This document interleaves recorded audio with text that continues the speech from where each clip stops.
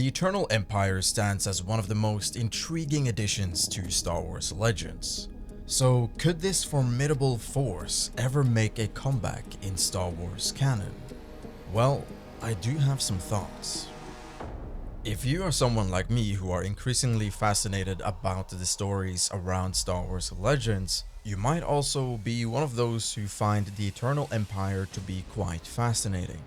And if you don't know what the Eternal Empire is, then don't worry, I will explain that in a minute so that you're not left behind, but I do want to emphasize just how incredibly interesting I do think the Eternal Empire is, specifically because it's quite unique compared to what we've seen in the regular elements of Star Wars when it comes to Jedi versus Sith, or the Republic versus the Galactic Empire, and so on and so forth. You see, with the Eternal Empire,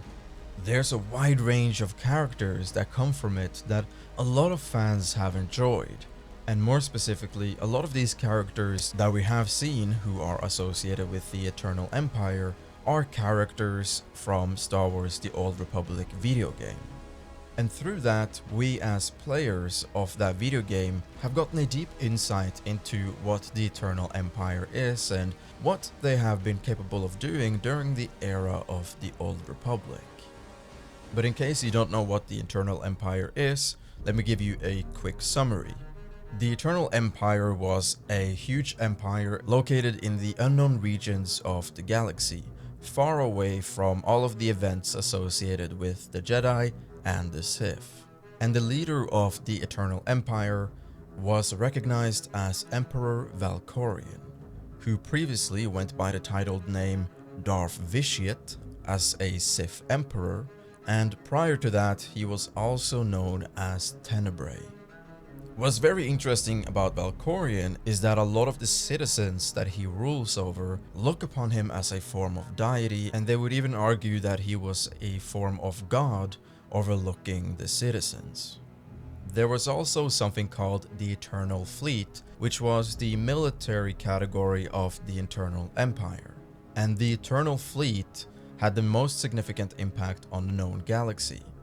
especially when the soldiers of the Eternal Fleet were led by Valkorion's kids, who was known as Vaylin, Arkin, and Thaxon. And mostly by the efforts of Arkin and Thaxon, the Eternal Fleet attacked the known galaxy and won a lot of battles against the Galactic Republic and even the Sith Empire, as they did not associate with neither the Jedi nor the Sith. The whole philosophy behind the Eternal Empire was that the Republic with the Jedi and the Sith Empire with their acolytes was a worthless parasite in the galaxy, and thus the Eternal Empire made it their mission to try and eradicate them, or at least eradicate their powers, so that there could hardly be any opposition from other factions in the galaxy, like the Jedi and the Sith.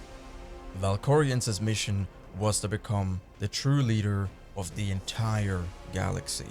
once and for all, especially after having originally failed as the Sith Emperor during his time when he was recognized as Vitiate.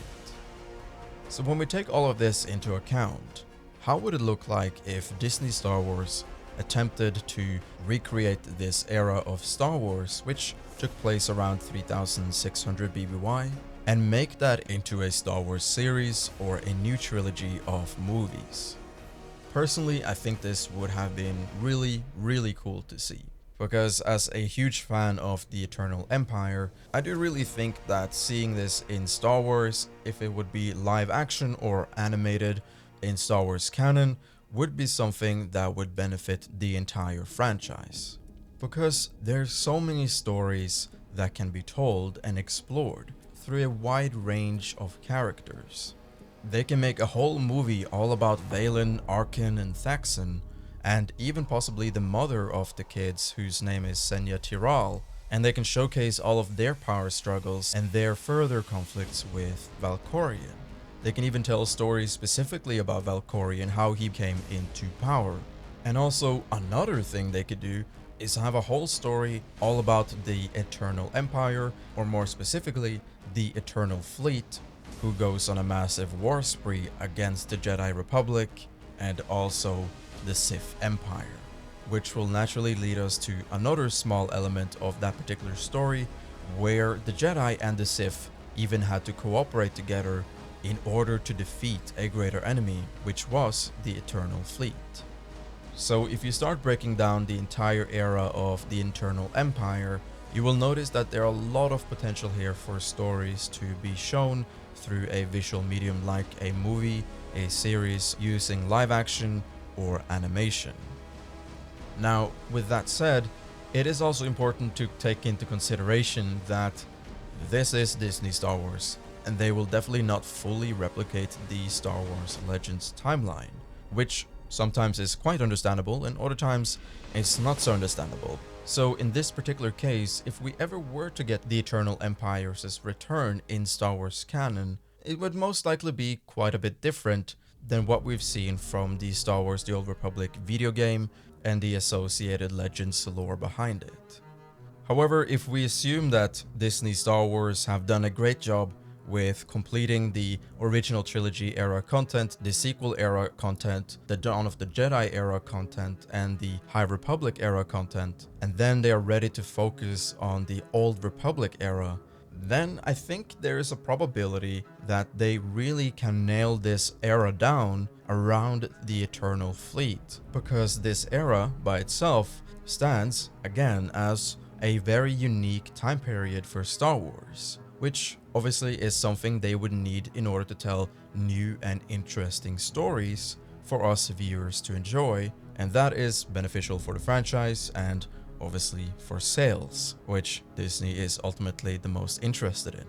So without repeating myself too many times from pure excitement, I do think that this could be a really fascinating approach for Star Wars canon if they were to follow the path that led to the Eternal Empire, which we saw in the Star Wars The Old Republic video game.